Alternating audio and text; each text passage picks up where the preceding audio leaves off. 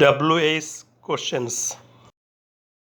Jamil teaches Shima English. Jamil সীমাকে ইংরেজি শেখায়। টিচেস ভার্বের ফর্মগুলো দেখে নেই। টিচ বা টিচেস অর্থ শিক্ষা দেওয়া, প্রেজেন্ট টেন্স বা ভার্ব 1। টোট পাস্ট টেন্স বা ভার্ব 2। টোট পাস্ট পার্টিসিপল বা ভার্ব 3। দেখা যাচ্ছে সেন্টেন্সটি প্রিন্সিপাল ভার্ব টিচেস দ্বারা গঠিত। Present indefinite tense. টিচেস ভার্বের সাবজেক্ট জামিল। জামিল কাকে ইংরেজি শেখায়? সীমাকে। ব্যক্তিবাচক অবজেক্ট।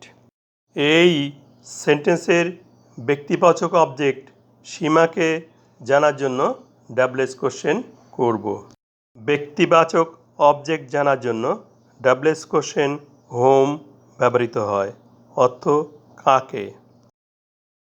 ব্যক্তিবাচক অবজেক্ট সীমাকে জানার জন্য সম্পূর্ণ বাক্যটিকে পুনরায় লিখি।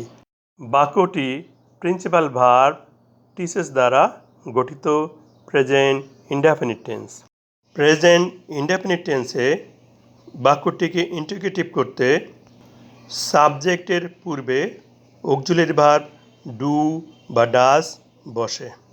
এ বাক্যে সাবজেক্ট আছে Jamil third person singular number. Third person singular নাম্বারের সাথে ডাজ বসবে। ইন্টিগ্রেটিভ করতে অক্সিলারি ভার্ব ডাজ ব্যবহৃত হওয়ায় ওই বাক্যে প্রিন্সিপাল ভার্বের সাথে ইএস যুক্ত হবে না।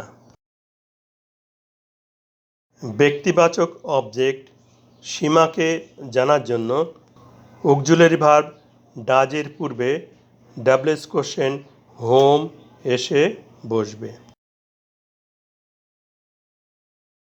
ব্যক্তিবাচক অবজেক্ট সীমাকে জানার জন্য ডাবলএস কোশ্চেন হোম বাক্যে বসেছে।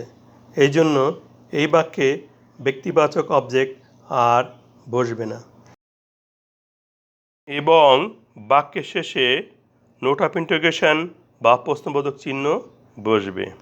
বাক্যটি হচ্ছে home does Jamil teach English. Jamil কাকে ইংরেজি শেখায়? সীমাকে। ব্যক্তিবাচক অবজেক্ট।